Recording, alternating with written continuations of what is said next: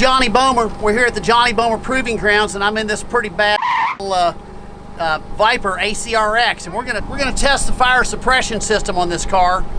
Don't do this at home, but this is what we do out at Johnny Bohmer Proving Grounds. We test what vehicles can do.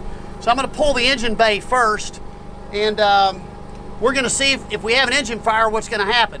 I may run out of oxygen. If I do, there's plenty of people that can drag me out of here. So here goes the engine bay, boys. Now I'm gonna go for the cockpit. Everybody ready? Everybody ready?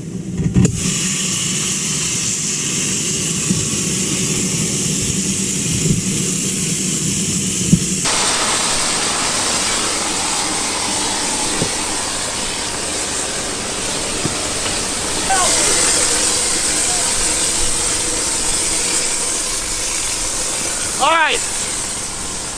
You definitely want to have on some breathing apparatus.